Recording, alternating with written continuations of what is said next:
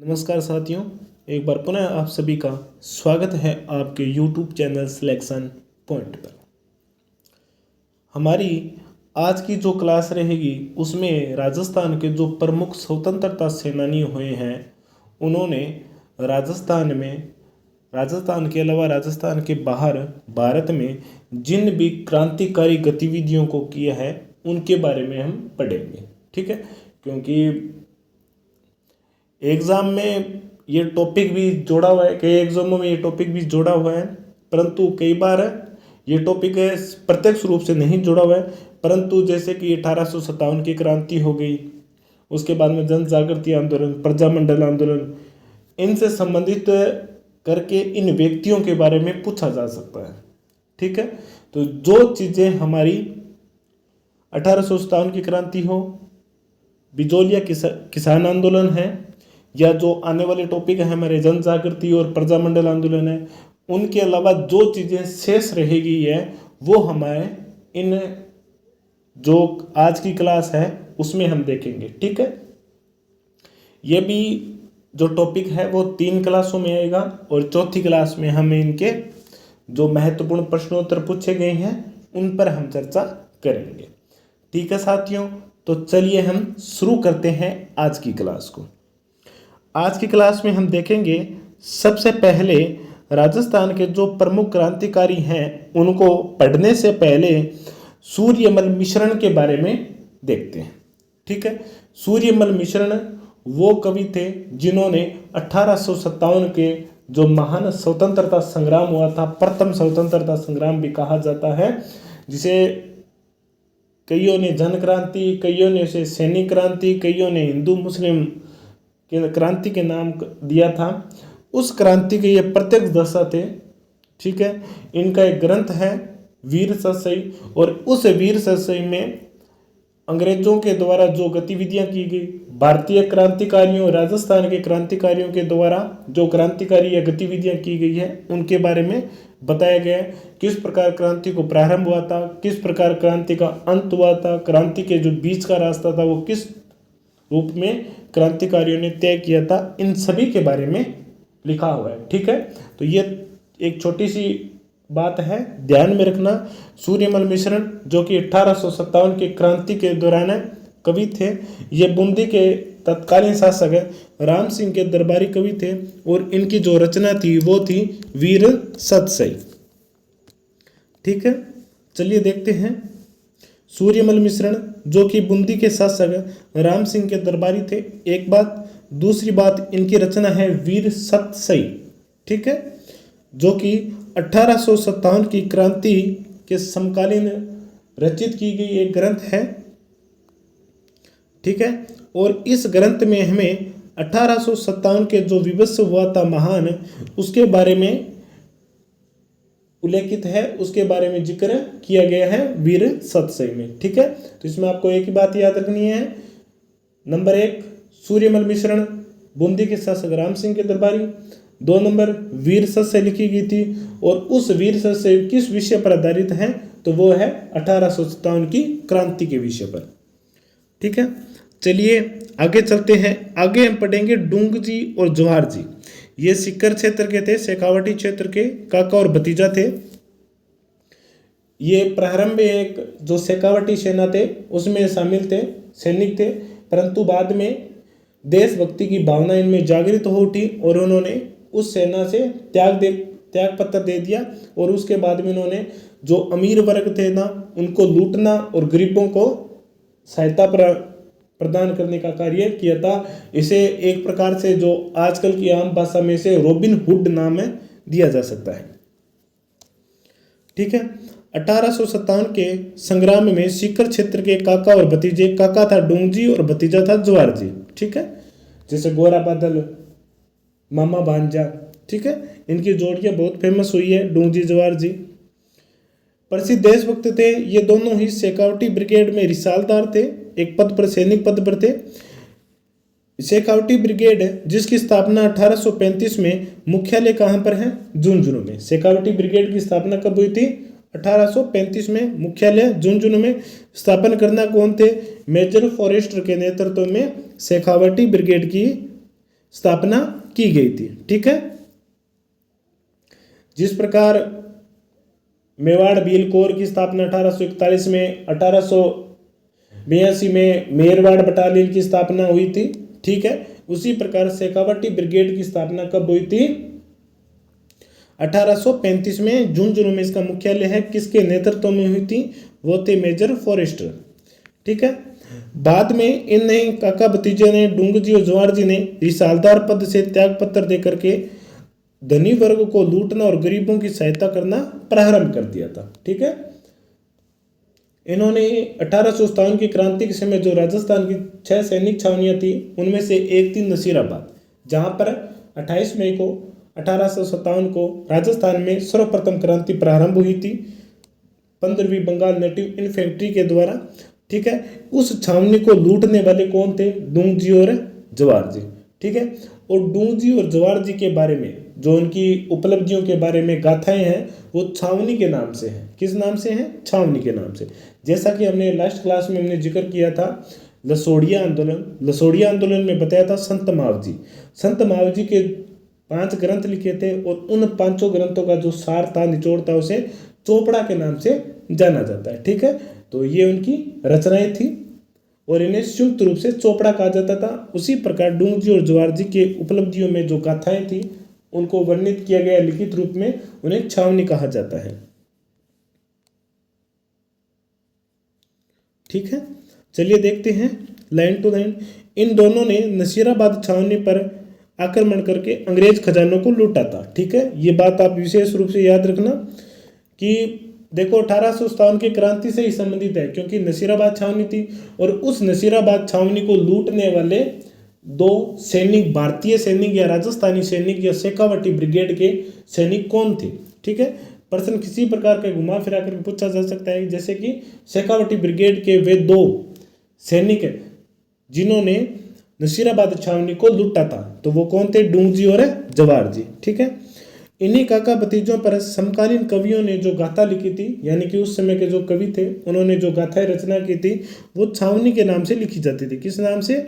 छावनी के नाम से। इसे भी मोस्ट इंपोर्टेंट करते हुए ध्यान में रखना। ठीक है, चलिए आगे चलते हैं। एक बार 1858 में डूंगजी के जो साले साहब थे, ठीक है, बेरूजी ने डूंगजी को अपने यहाँ भोजन पर बुलाया था, परंतु उन्हें पकड़वा दिया था। ये उनकी चाल थी। ठीक है, अंग्रेज अधिकारियों की या हो सकता है उस क्षेत्र के सरकार की।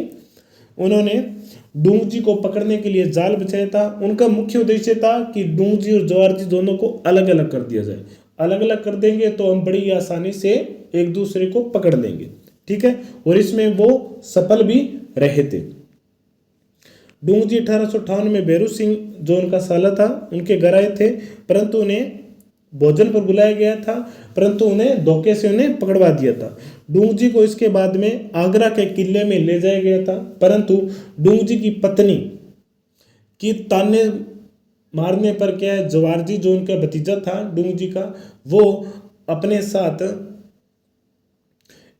एक करना भील था और दूसरा लोटिया जाट था, उनकी सहायता से डूंगजी को वापस वहां से रिहा करा कर भी लाए थे। ठीक है,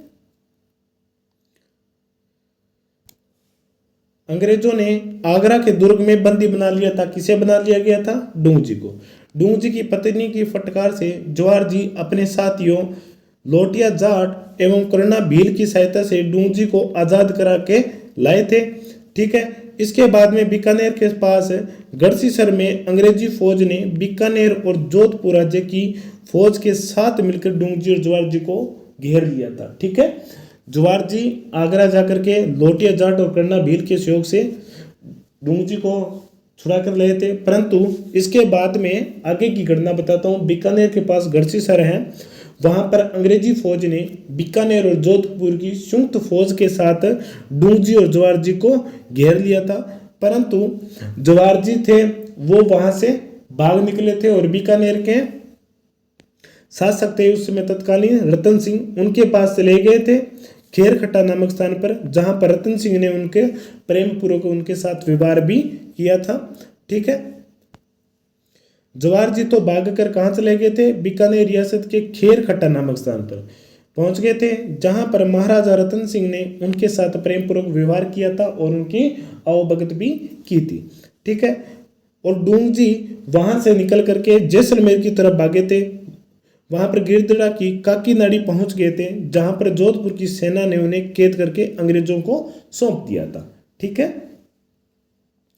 डोंगजी एक बार पुनः पकड़े गए थे, परंतु इस बार क्या हुआ कि अंग्रेज अधिकारियों ने उन्हें पकड़ा, फिर बाद में उन्हें जोधपुर के किले में कैद रखा गया था और उसी जोधपुर के किले में क्या हो गया था, उनका निधन हो गया था। ठीक है, और ज्वार जी स्वतंत्र थे और वो अपने साथियों के साथ लगातार ऐसी क्रांतिकारी गतिविधियां करते रहते, व्यापारियों को लूटते और गरीबों की सहायता करते करते, और वो भी अंत में शहीद हो गए थे।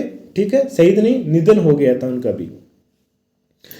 मेन बात यही है कि डूंगजी और ज्वार जी ने आजीवन व्यापारियों को, धनी लोगों को लूटना और गरीबों को सहायता करने का प्रयास किया था।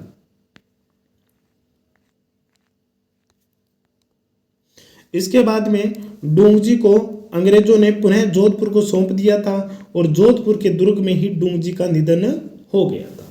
ठीक है, ये थे शेखावाटी की दो महान स्वतंत्रता सेनानी। ठीक है, इसके बाद में लाठोजी निठरवाल है, इनका संबंध भी कहां से है, शेखावाटी से। ठीक है, तो आगे पढ़ने से पहले एक बार थोड़ा सा रिवीजन कर लेते हैं और इनमें जो महत्वपूर्ण बातें हैं वो बता देता हूँ।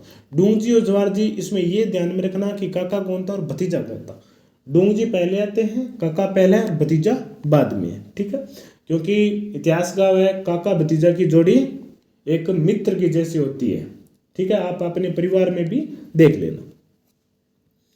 ठीक है, डूंगजी और ज्वार जी, इन्होंने प्रारंभ में तो ये जो शेखावटी ब्रिगेड थी जिसकी स्थापना 1835 में झुंझुनू में की गई थी, ठीक है, उसके सैनिक थे, रिसालदार थे, परंतु बाद में उन्होंने उस पद से त्याग पत्र दे दिया था और अमीर व्यापारियों को लूटना और गरीबों की सहायता करने का इन्होंने कार्य किया था आजीवन भर। उसके बाद में इन्होंने नसीराबाद छावनी को भी लूटा था और इनकी उपलब्धियों पर छावनी, जो उनकी जो गाथाएं थे उनकी छावनी के नाम से रचित की गई थी समकालीन कवियों के द्वारा। इसके बाद में 1858 को डूंगजी को एक बार पकड़ लिया जाता है और उन्हें आगरा के किले में कैद कर दिया जाता है, परंतु उनके भतीजे ज्वार सिंह जी ने लोटिया जाट और करना भील के साथ मिलकर के उन्हें वहां से रिहा करा लेते हैं। परंतु एक बार फिर आगे चल करके जोधपुर सेना और अंग्रेजी सेनाओं के द्वारा डूंगजी को गिरफ्तार कर लिया जाता है और जोधपुर के किले में कैद कर दिया जाता है और उसी जोधपुर के किले में अंत में उनका निधन हो जाता है। ठीक है, ये थे डूंगजी और ज्वार जी। इसके अलावा शेखावाटी में एक नाम और आता है जिन्होंने ज्वार जी की मदद की थी डूंगजी को रिहा करवाने में, उनका नाम है लोटिया जाट। क्या नाम है? लोटिया जाट। यह लाठोजी निठरवाल के नाम से जाना जाता है। जन्म 1804 में और मृत्यु हुई थी 1855 में। इनका जन्म भी 1804 में रिंगस में हुआ था। यह रिंगस वही स्थान है जहाँ से खाटू श्याम जी की बसें मिलती है। ठीक है, जब भी कोई यहाँ से जाता है, जैसे कि मारवाड़ से मान लो बीकानेर गंगानगर, तो वो रिंगस जाते हैं और रिंगस से वहाँ पर आपको बस मिलती है खाटू श्याम जी, जिन्हें कलयुग के अवतारी पुरुष माने जाते हैं। ठीक है, इनका संपर्क डूंगजी और ज्वार जी से हुआ था। जब डूंगजी को आगरा के किले में कैद कर लिया गया था, तब लाठू जाट ने बालू नाई और सांकू लुहार व करना भील के साथ मिलकर के उन्हें आगरे के किले से मुक्त करवाए थे। ठीक है, अब ये चारों के चारों नाम आप याद रखना। ठीक है, ज्वार जी की मदद किसने की थी? लोटिया जाट, लाठोजी जाट, बालू नाई, सांखू लुहार और करना भील। ठीक है, चारों ही अलग अलग जाति के थे। ठीक है, और इन्होंने ज्वार जी की मदद की थी और ज्वार जी ने डूंगजी को आगरा के किले से रिहा करवा कर भी लाए थे। ठीक है, एक बार पुनः बता देता हूँ। बालू नाई, सांखू लुहार, करना भील और लाठूजी जाट। ठीक है, अब हम पढ़ेंगे अमरचंद बांठिया के बारे में। अमरचंद बांठिया के बारे में पढ़ने से पहले बता देता हूँ, अमरचंद बांठिया कोई सैनिक नहीं थे, परंतु ये एक प्रकार के व्यापारी थे और इन्होंने क्रांतिकारी गतिविधियों को आर्थिक सहायता प्रदान की थी, जिसके एवज में अंग्रेजों ने इन्हें फांसी की सजा दे दी गई थी। इसलिए अमरचंद बांठिया को राजस्थान का मंगल पांडे कहा जाता है। क्यों कहा जाता है?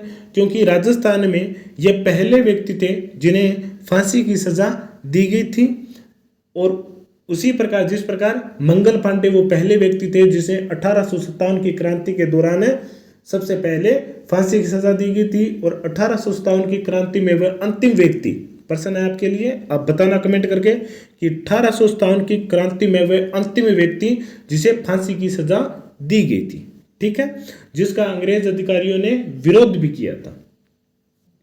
तो अमरचंद बांटी को राजस्थान का मंगल पांडे कहा जाता है। क्यों कहा जाता है?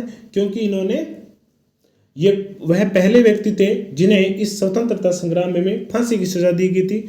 और फांसी की सजा क्यों दी गई थी? क्योंकि इन्होंने अपनी जो धन संपदा थी वो सारी की सारी क्रांतिकारियों को सौंप दी थी इन अंग्रेजों को बाहर निकालने के लिए, ठीक है। देश के प्रथम स्वतंत्रता नागरिक में संग्राम में राजस्थान के प्रथम व्यक्ति जिन्हें ब्रिटिश सत्ता ने फांसी पर लटका दिया था, ठीक है, इसलिए इन्हें मंगल पांडे कहा जाता है, ठीक है, याद रखना।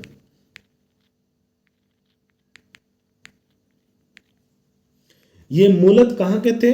बीकानेर के थे, परंतु ये व्यापार के उद्देश्य से कहाँ रहते थे? ग्वालियर में रहते थे।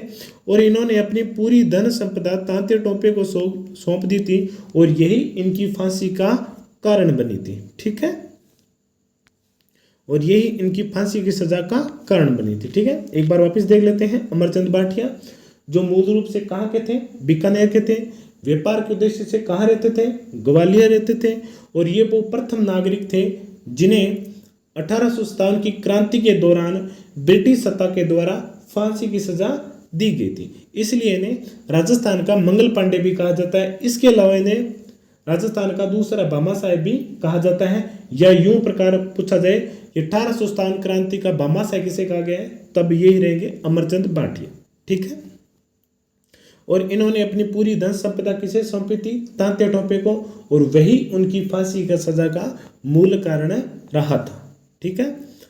एक प्रश्न मैंने आपको अभी पूछा था, उसका जवाब आप कमेंट बॉक्स में कमेंट करके जरूर बताना कि राजस्थान 1857 की क्रांति का वह अंतिम नागरिक, अंतिम व्यक्ति जिसे फांसी की सजा अंग्रेज अधिकारियों के द्वारा दी गई थी 1858 में। अब बात करते हैं विजय सिंह पथिक के बारे में, ठीक है। विजय सिंह पथिक मूल नाम भूप सिंह, और निवासी कहाँ के थे? ये उत्तर प्रदेश के, ठीक है। इनके बारे में ज्यादातर तो इनके बारे में हमने डिस्कस कर लिया है, बिजोलिया किसान आंदोलन के समय विजय सिंह पथिक की जो भूमिका थी उनके बारे में, ठीक है। रही कोई बातें हैं वो हम यहाँ पर देख लेते हैं। मूल नाम भूप सिंह, जन्म 1882 में, गोठावली ग्राम, जिला बुलंदशहर और राज्य उत्तर प्रदेश, ठीक है। मूल नाम भूप सिंह, और ये मूल रूप से थे कहाँ के? तो बुलंदशहर यूपी के, ठीक है। इस बात का आप ध्यान रखना। इनका जन्म कहाँ हुआ था? यूपी में हुआ था, परंतु इन्होंने अपना मुख्य जो केंद्र था कर्मस्थली वो कौन थी? राजस्थान थी, ठीक है। 1907 में भूप सिंह प्रसिद्ध क्रांतिकारी सचिंद्र सान्याल और रास बिहारी बोस के संपर्क में आए थे, और तभी से वे क्रांतिकारी गतिविधियों में भाग लेने लगे थे, ठीक है। कब संपर्क में आए थे? 1907 में। किससे? सचिंद्र सान्याल और रास बिहारी बोस। ये रास बिहारी बोस कौन है इनके बारे में बता देता हूँ, ठीक है। कि 1857 की क्रांति जब असफल रही थी, ठीक है, तो ये जो सभी क्रांतिकारी थे इन्होंने क्या निश्चय किया था कि हम उसी प्रकार की एक क्रांति वापस करेंगे जिसे हम बोलते हैं सशस्त्र क्रांति, ठीक है, जिसका नाम है सशस्त्र क्रांति, जो कि 1915 में हुई थी। होने की संभावना वर्ष निर्धारित किया गया था 1915, ठीक है। और इस जो सशस्त्र क्रांति होने वाली थी इसका जो मूल संचालन था वो वीर भारत सभा के सदस्य कर रहे थे, और इसी वीर भारत सभा की स्थापना 1910 में केसरी सिंह बारठ ने की थी। बाद में इसे पुनर्गठन किया गया था विजय सिंह पथिक के द्वारा, ठीक है। इसके अलावा इसमें और सदस्य थे गोपाल सिंह खरवा और अर्जुन लाल सेठी। राजस्थान में अगर क्रांतिकारी गतिविधियों को जागृत करने का अगर श्रेय जाता है तो वो है अर्जुन लाल सेठी को। 20वीं सदी में राजस्थान में क्रांतिकारी गतिविधियों को जागृत करने, उनकी अलग जगाने का अगर श्रेय जाता है तो वो कौन से हैं? अर्जुन लाल सेठी, उसी प्रकार जिस प्रकार राजस्थान में धार्मिक जो आंदोलन था उनकी अलग जगह थी, किसने, धन्ना जाट ने, ठीक है। उनका हम जो कला संस्कृति किताब क्लास होंगी उनमें देखेंगे, ठीक है। तो याद रखना, सचिंद्र सन्याल और रास बिहारी बोस के संपर्क में आए थे, और ये दोनों व्यक्ति कौन थे, ये प्रसिद्ध क्रांतिकारी थे।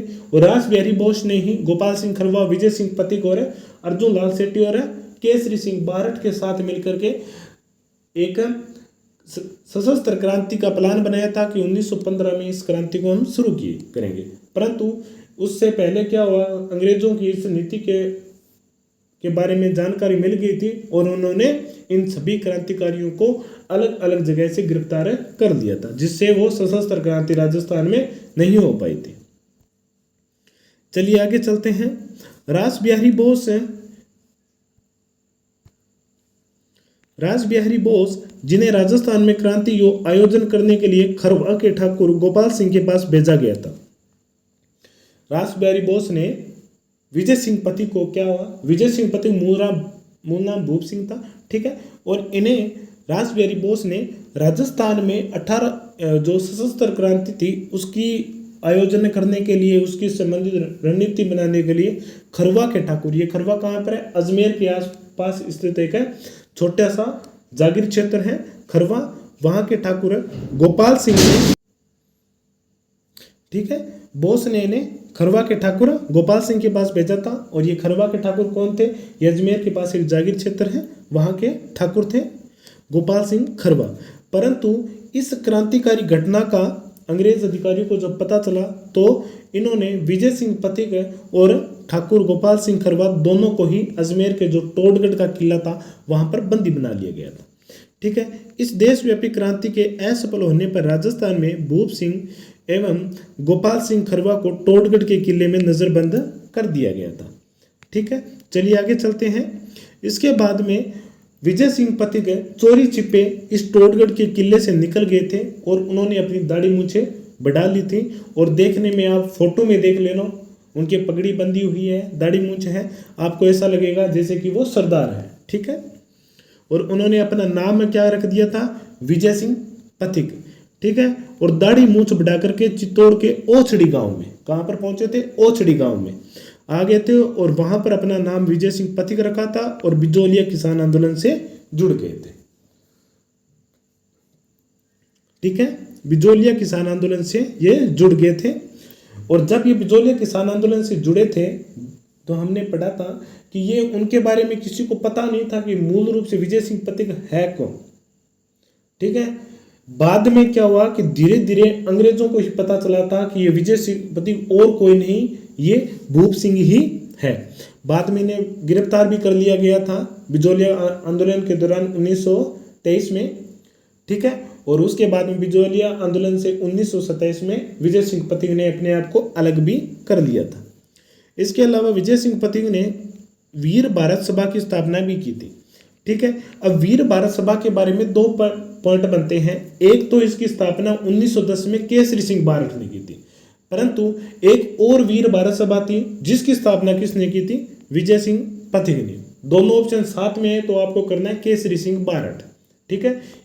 केसरी सिंह बारठ नाम दिया गया है ये हिंदी ग्रंथ अकादमी की पुस्तक में, परंतु जो आरबीएससी और एनसीईआरटी की बुक है उसमें विजय सिंह पथिक कहा गया है वीर भारत सभा के संस्थापक, ठीक है।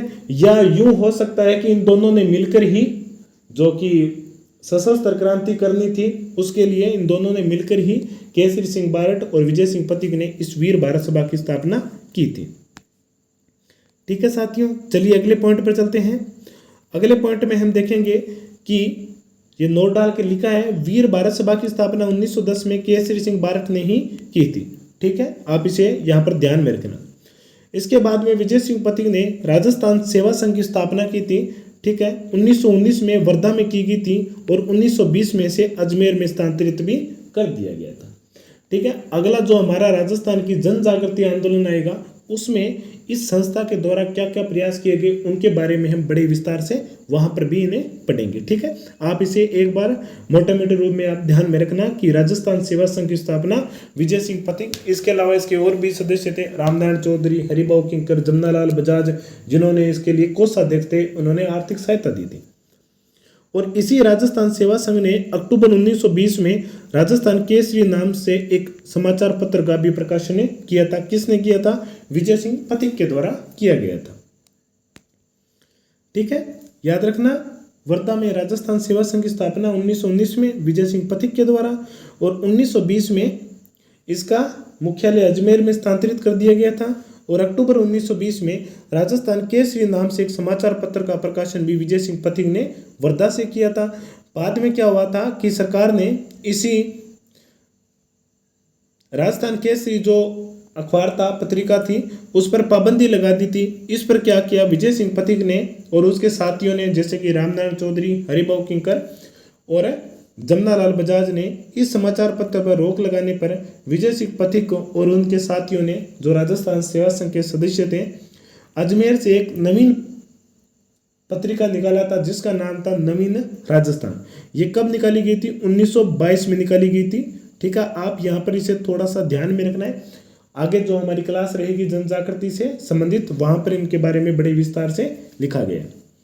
ठीक है, और यही नवीन राजस्थान आगे चल के इसका नाम चेंज कर दिया था, जिसका नाम क्या कर दिया था? तरुण राजस्थान। ये तरुण राजस्थान जयनारायण व्यास के द्वारा करवाया गया था। ठीक है, चलिए आगे चलते हैं। पथिक जी ने अजमेर में सशस्त्र क्रांति की क्रियान्वयन, क्रांतिकारी की भर्ती एवं प्रशिक्षण में भी महत्वपूर्ण भूमिका निभाई थी।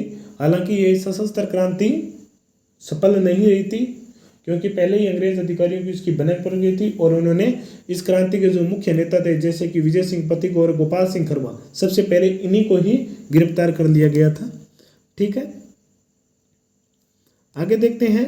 बिजोलिया किसान आंदोलन में जुड़ गए थे 1916 में। विद्या प्रचार ने सभा का स्थान किया थी और लगातार उस आंदोलन से जुड़े रहे, और 1927 में किसी एक घटना के बाद में इन्होंने अपने आप को इस आंदोलन से पृथक कर लिया था। ये हमने जो बिजोलिया किसान आंदोलन है वहाँ पर बड़े ही से विस्तार से देखा था, विस्तार से अध्ययन किया था।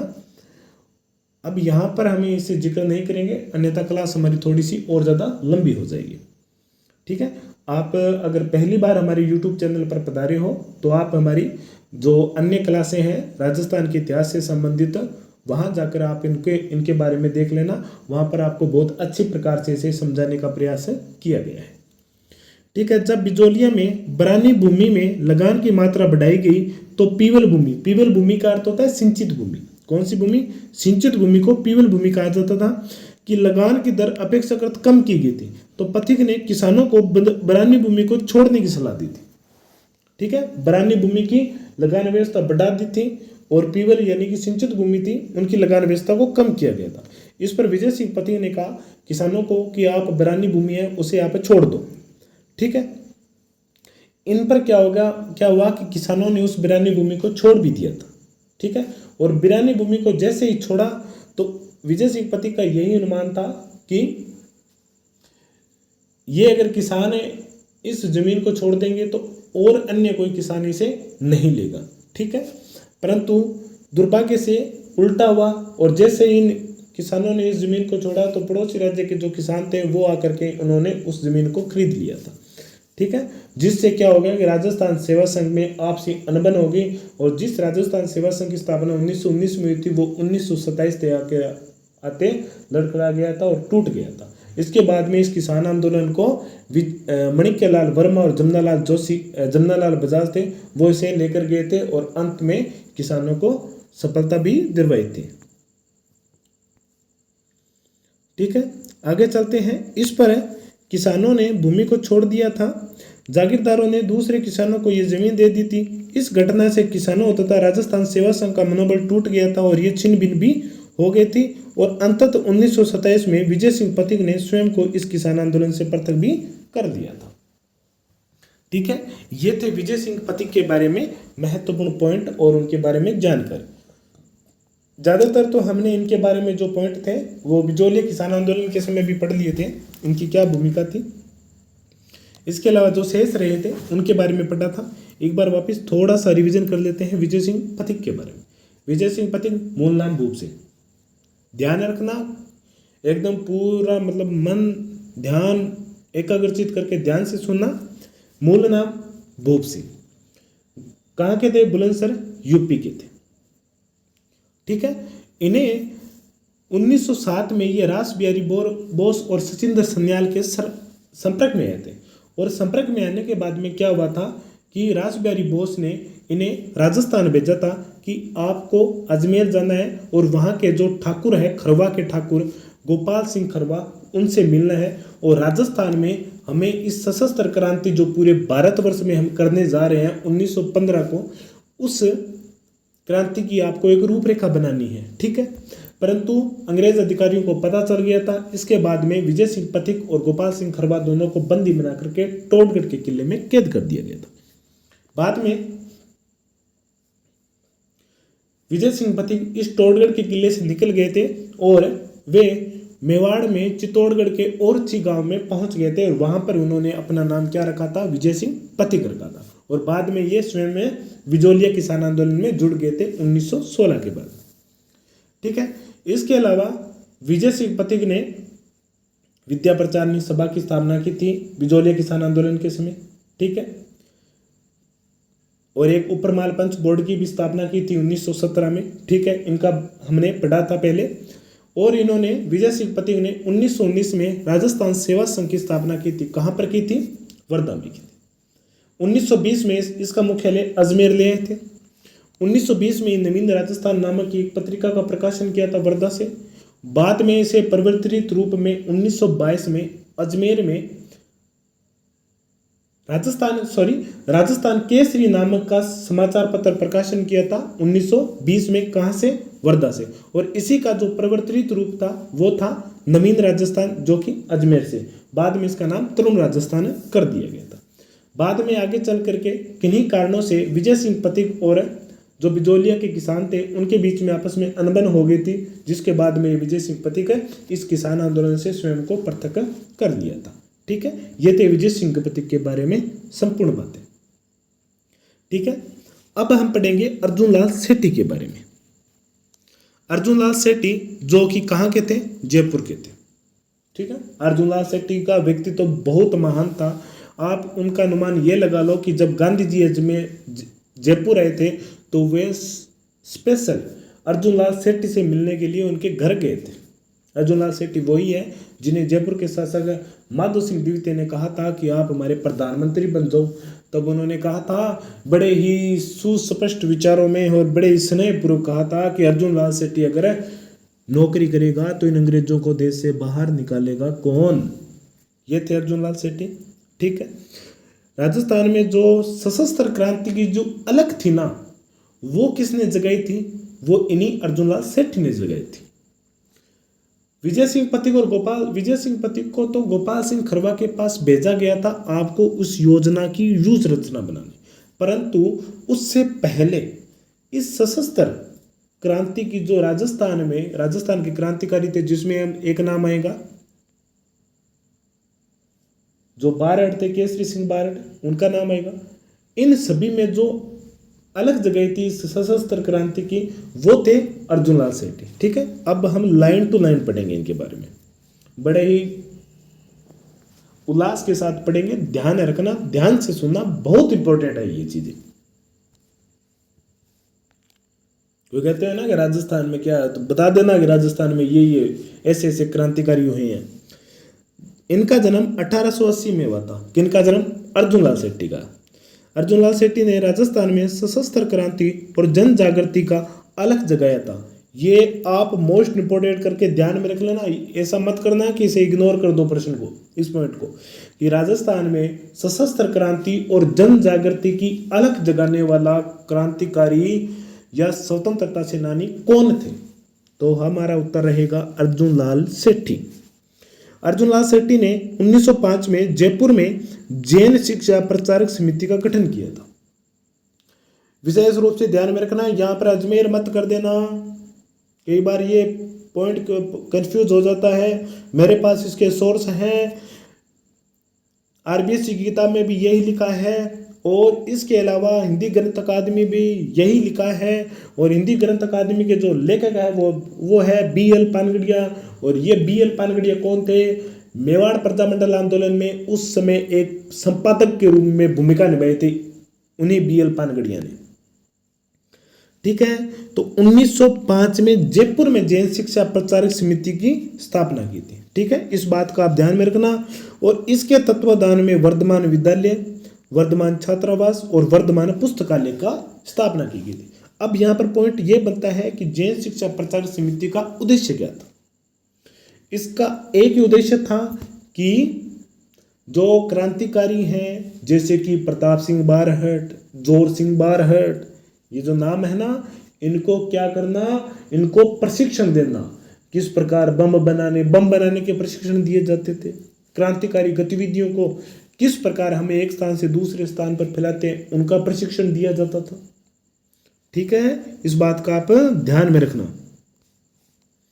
1905 में जैन शिक्षा प्रचारक समिति का गठन, जिसके तत्वाधान में वर्धमान विद्यालय, वर्धमान छात्रावास और वर्धमान पुस्तकालय चलाए गए थे, जो क्रांतिकारियों के प्रशिक्षण के मुख्य केंद्र थे। अगला हमारा पॉइंट रहेगा कि सेठ जी बोले तो अर्जुन लाल सेठी ने प्रारंभ में चौमू ठिकाने के कामदार के नियुक्त थे। बाद में इन्होंने इस पद से त्याग पत्र दे दिया था। ज़्यादा महत्वपूर्ण बात नहीं है, बस आप थोड़ा सा ध्यान में रख लेना। सेठ जी ने 1907 में अजमेर में जैन शिक्षा सोसाइटी की स्थापना की थी। 1908 में से जयपुर स्थानांतरित कर ली। अब इस पॉइंट पर भी आप कंफ्यूज मत होना कि जैन शिक्षा सोसाइटी एक तो ये है, ठीक है। एक बार वापिस हम जैन शिक्षा प्रचारणी जो समिति थी उन पर चलते हैं। जैन शिक्षा प्रचारक समिति जयपुर में 1905 में, जयपुर में 1905 में, याद रखना, जैन शिक्षा प्रचारक समिति 1905 जयपुर में। आगे देखते हैं जैन शिक्षा सोसाइटी। जैन शिक्षा सोसाइटी, इसकी स्थापना अजमेर में की गई थी। कब की गई थी? अजमेर में 1907 में। बाद में से 1908 में कहाँ पर स्थानांतरित किया गया था? जयपुर में। ठीक है, जैन शिक्षा प्रचारक समिति 1905 जयपुर में, जैन शिक्षा सोसाइटी 1907 अजमेर में और 1908 में से जयपुर स्थानांतरित किया गया था। आप इसको ध्यान में रखना, कंफ्यूज नहीं होना है। जैन शिक्षा प्रचारक समिति कि जैसे जैन शिक्षा प्रचारक समिति है ना, इसे आप याद रखना हो कि अर्जुन लाल सेठी कहाँ के थे? जयपुर के थे। तो सबसे पहले जो काम करेगा वो अपने घर में करेगा, बाद में बाहर जाकर करेगा। ठीक है, तो यही बात जैन शिक्षा प्रचारक समिति 1905 कहाँ पर? जयपुर में। और 1907 में जो जैन शिक्षा सोसाइटी की स्थापना की गई थी वो कहाँ पर की गई थी? अजमेर में। ठीक है, 1908 में इसे जयपुर स्थानांतरित किया गया था। चलिए आगे चलते हैं। सेठी जी जिन्होंने बंगाल के स्वदेशी आंदोलन में भी भाग लिया था और 1907 में कांग्रेस के सूरत अधिवेशन में भी भाग लिया था। ये स्वदेशी आंदोलन का क्या हुआ था? बंग भंग आंदोलन था। 1904 या 5 में हुआ था बंगाल में। ठीक है, जिसमें रविंद्रनाथ टैगोर ने बड़ी ही महत्वपूर्ण भूमिका निभाई थी। और 1907 में कांग्रेस का सूरत अधिवेशन हुआ था और इस अधिवेशन में कांग्रेस की सूरत बदल गई थी। बोले तो सूरत यानी कि कांग्रेस दो शाखाओं में टूट गया था। ठीक है, 1916 में वापस जाकर मिला था। आगे देखते हैं कि तत्कालीन जयपुर के महाराजा सवाई माधो सिंह द्वितीय ने इन्हें राज्य का प्रधानमंत्री बनाने की पेश की थी। किसे?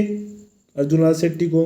परंतु राष्ट्र प्रेम के कारण उन्होंने यह कहते हुए इनकार कर दिया कि अर्जुन लाल सेठी अगर नौकरी करेगा तो इन अंग्रेजों को भारत कौन निकालेगा भारत से।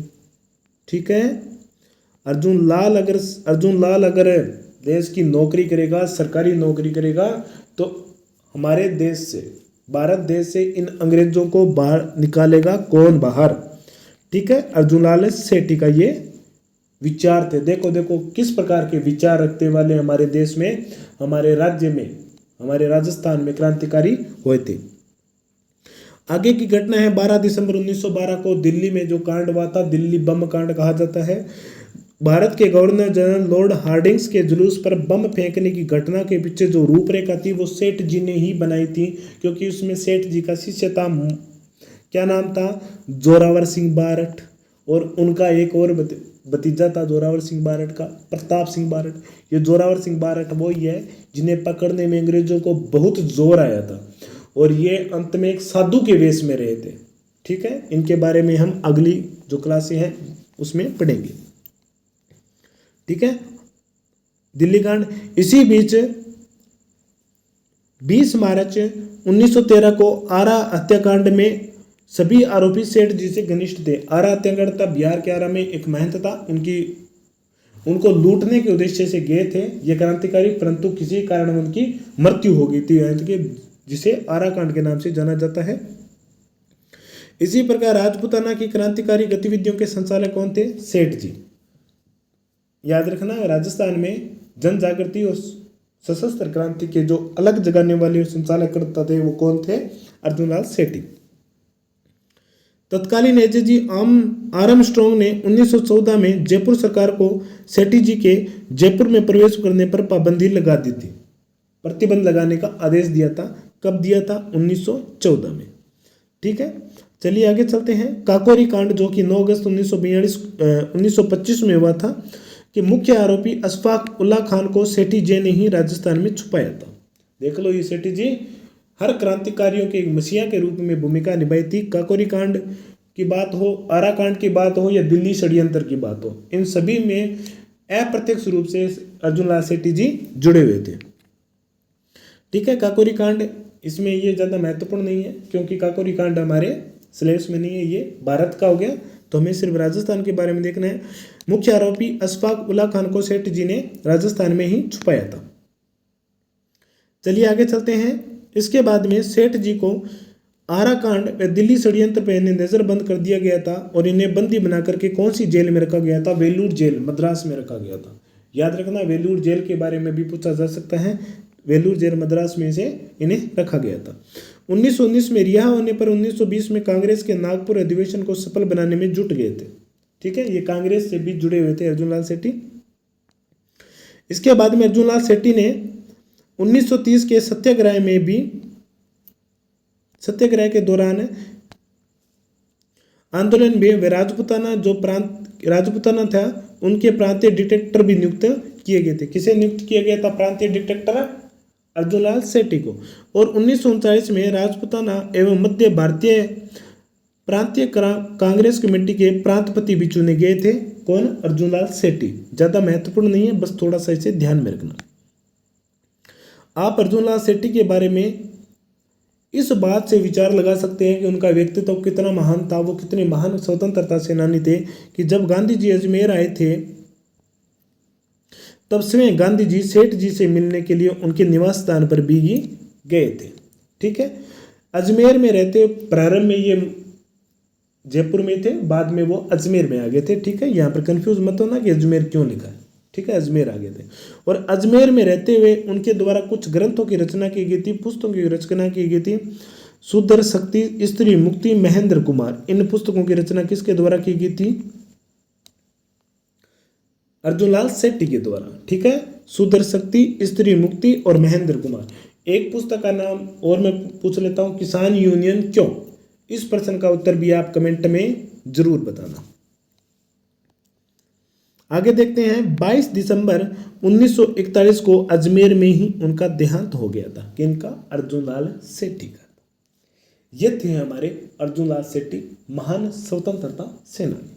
ठीक है, इनके बारे में एक बार पुनः जल्दी रिवीजन कर लेते हैं। ध्यान से सुनना। अर्जुनलाल सेठी जयपुर में जन्मे 1880 में। ठीक है, राजस्थान में सशस्त्र क्रांति और जन जागृति लाने का, अलग जगाने का श्रेय जाता है किसे? अर्जुनलाल सेठी को। 2 बातें। नंबर 3 बात, जैन शिक्षा प्रचारक समिति का गठन किया था 1905 में जयपुर में। इसके बाद में इस जो समिति का मुख्य उद्देश्य था क्रांतिकारियों को प्रशिक्षण देना। इसके बाद में 1907 में जैन शिक्षा सोसाइटी की स्थापना की गई थी अजमेर में और 1908 में उसे जयपुर स्थानांतरित किया गया था। ठीक है, इसके अलावा दिल्ली षड्यंत्र केस, आरा कांड और काकोरी कांड, इनसे संबंधित जो मुख्य क्रांतिकारी थे जिनका संबंध किनसे है? अर्जुनलाल सेठी से अप्रत्यक्ष रूप से कहीं ना कहीं वो जुड़े हुए थे। इसके बाद में अर्जुनलाल सेठी को जयपुर के तत्कालीन शासक माधो सिंह ने प्रधानमंत्री का पद भी ऑफर किया था, परंतु उन्होंने यह कहते हुए इनकार कर दिया कि अगर अर्जुनलाल सेठी नौकरी करेगा तो देश को इन अंग्रेजों से मुक्त कौन करवाएगा। ठीक है, ऐसा कहते हुए उन्होंने इस नौकरी से त्याग दे दिया था। ठीक है, बाद में इन्हें गिरफ्तार भी कर लिया गया था, वेलोर जेल में रखा गया था। और ये 1907 में कांग्रेस के सूरत अधिवेशन में भी शामिल हुए थे। 1920 में कांग्रेस के नागपुर अधिवेशन को सफल बनाने में श्रेय इनका भी नाम आता है। ठीक है, इसके बाद में अजमेर में रहते हुए उन्होंने शुद्ध शक्ति, स्त्री मुक्ति और महेंद्र कुमार आदि ग्रंथों की रचना भी की थी। ठीक है, इसके अलावा जब महात्मा गांधी अजमेर आए थे तो वो स्पेशल है इनके निवास स्थान पर गए थे इनसे मिलने के लिए, और अंततः 22 दिसंबर 1941 को अजमेर में ही इनका देहांत हो गया था। ठीक है, ये थे अर्जुनलाल सेठ। ठीक है साथियों, तो आज की क्लास को हम यहीं पर विराम देते हैं। क्लास कैसी लगी कमेंट करके ये ज़रूर बताना। हाँ, और हमारे YouTube चैनल सिलेक्शन पॉइंट को सब्सक्राइब करना ना भूलना, और लाइक भी करना, और ज़्यादा से ज़्यादा अपने साथियों को शेयर करना ताकि वो भी हमारी इन क्लासों से अध्ययन कर सके। ठीक है साथियों, मिलते हैं अगली क्लास में। जय हिंद, जय भारत।